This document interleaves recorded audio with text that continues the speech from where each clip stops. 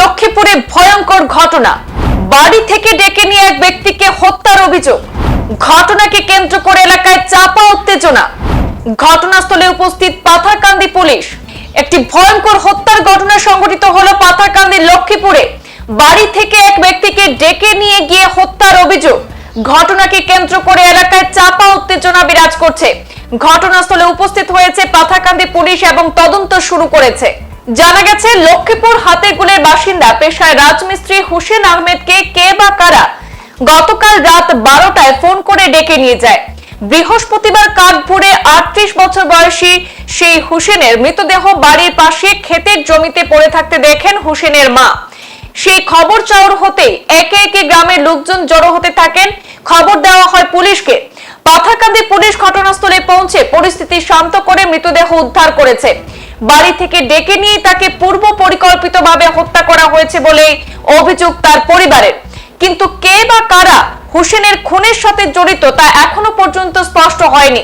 জানা গেছে, হুসেনের স্ত্রী, 2 সন্তান, পিতা, মাতা এবং ভাই রয়েছে।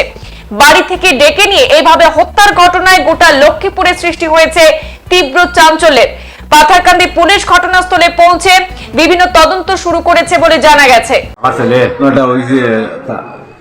ঘটনা তো বাদত খাইয়া সারা উস্তিত হইতাম এটুকু তোমার তার বেটি তোমার 12টা সাড়ে 12টার সময় বিয়া হর ও সাজানোর বাপ।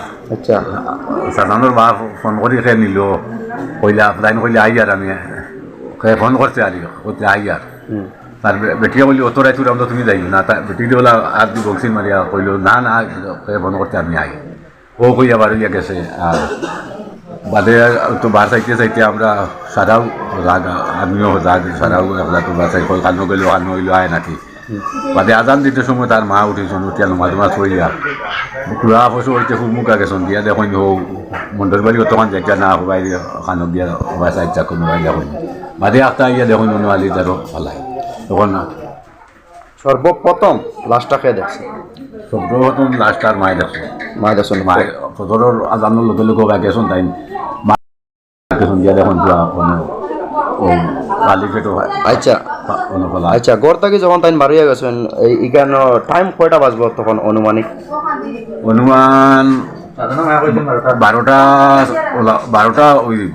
আচ্ছা আচ্ছা আচ্ছা, হয়েছিল আব্বা আব্বা তুমি জানি উঠো টাইম জমতে গেলা ফোন করলো খেয়ে গেলা আর 1 ঘন্টা হয়ে যার আবু ভাই ও আমরা উঠিয়া চাইলু ভাই বাড়ির দাদু চাইয়া কোনো ভাই কোনটা দেখছি।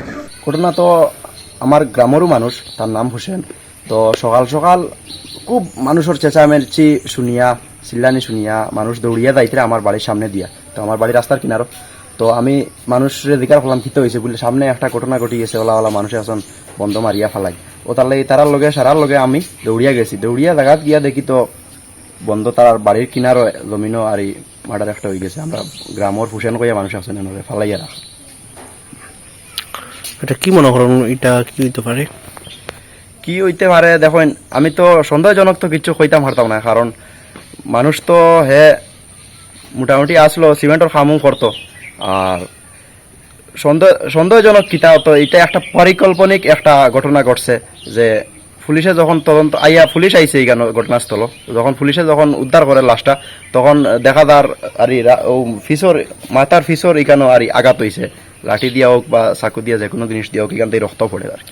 বাড়ির থেকে কেমন দূরে লাশটা পাওয়া গেছে? বাড়ির থেকে মোটামুটি 100 মিটারের ভিতরে লাগবে। মানুষটার বয়স কত হইব? মানুষটার বয়স অনুমানিক 40-এর ভিতরে হইব। সংবাদ এই পর্যন্তই, ফিরছি পরবর্তী অন্যান্য আপডেট নিয়ে। ধন্যবাদ।